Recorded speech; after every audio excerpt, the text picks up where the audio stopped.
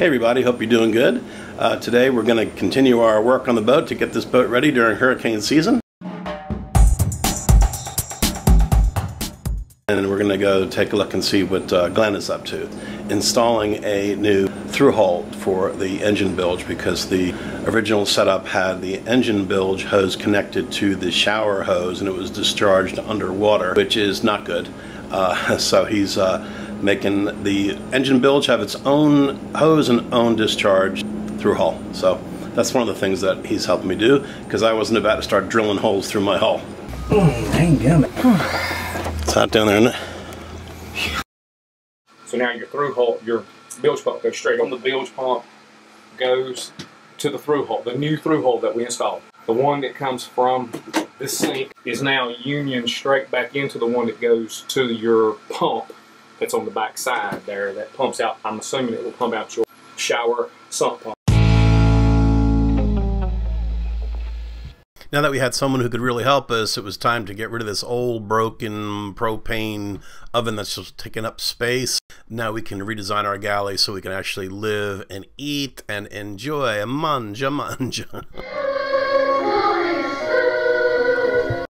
You might recall from episode 55 that we had a leaking stateroom hatch, and like anything on a boat, each task has to take a number and wait its turn. We had previously gotten some input on it from our friend Buster up in Deal, but now it was time to get this thing fixed already.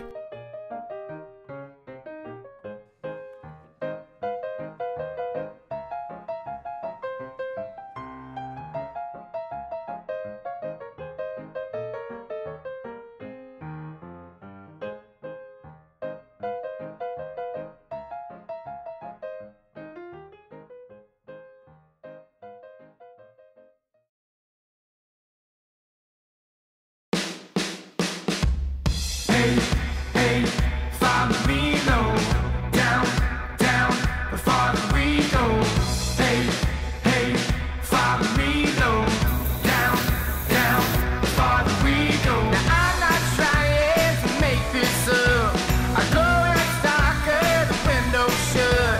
I rip to shreds out my dirty jeans and keep the sun off of everything. Oh, did you know?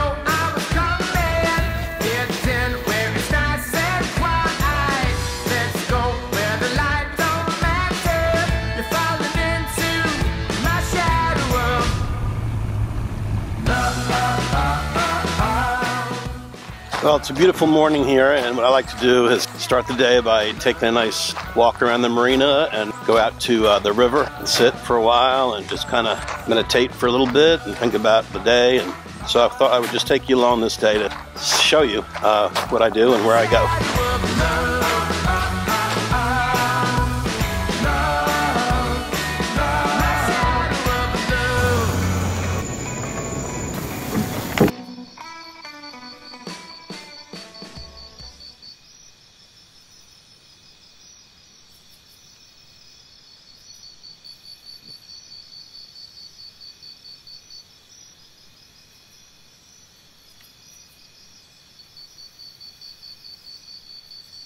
But my reverie is broken by the sound of a chainsaw. They're chopping down the forest.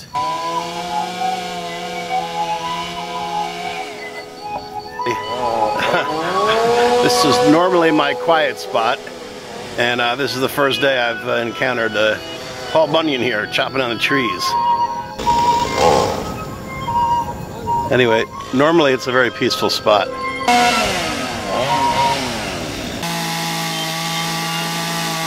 Well, I ain't worried about it.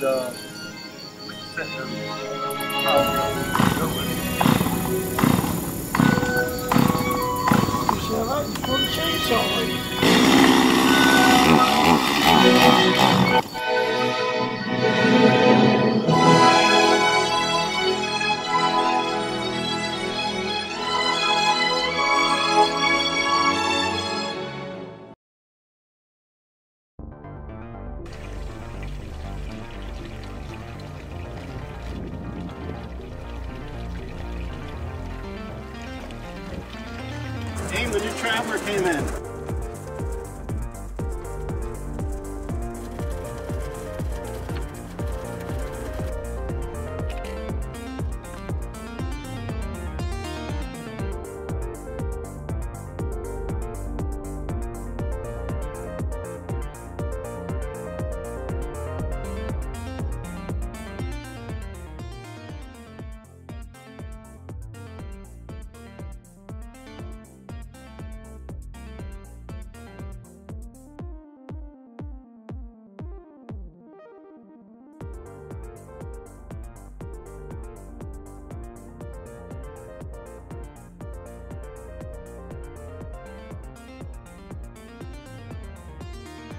So much work just to have the rigging normal and the sails capable and everything all in gear just to head out. I know soon we'll get there, but this is just to show all of you that you don't just go off into the ocean just like the Boy Scout motto. You must be prepared.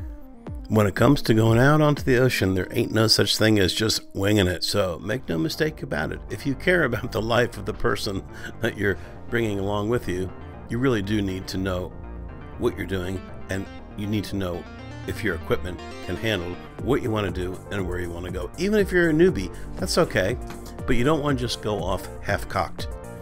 Unless there's no one depending on you, and you're certainly, free to bring your own stuff upon yourself. But if you love someone and they're coming with you, probably a good idea that they can follow you and that you've done your due diligence and you know what you're doing as best as possible. For those of you who watched the Traveler episode where we took it apart and you were wondering how we were going to bolt it in, well, basically we did have to drill from underneath to get the bolts in and get it all secured.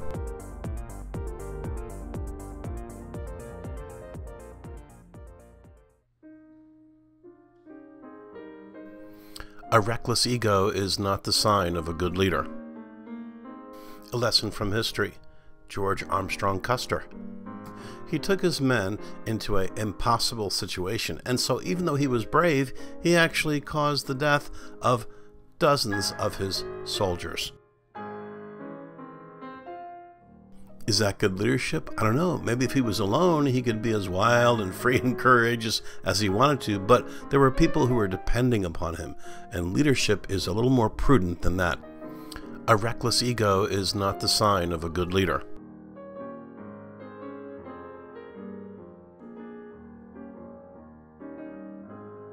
Those of you who have ever captained a sailboat or any vessel of any level of responsibility know that you are legally and morally responsible for the safety of the entire crew. So just know your stuff, and then you can be a great leader. Well, it really was great to have the help from Glenn that we needed. And best of all, he had all the tools and knew how to use them really well. So he did have to drill up through the ceiling of the stateroom to access that cavity where the Traveler had to be bolted in. So there were lots of little round holes that had to be cored through, and that enabled him to bolt the Traveler down and seal it up so it's all set and ready to go. So it was really a great relief. We got our Traveler all set up.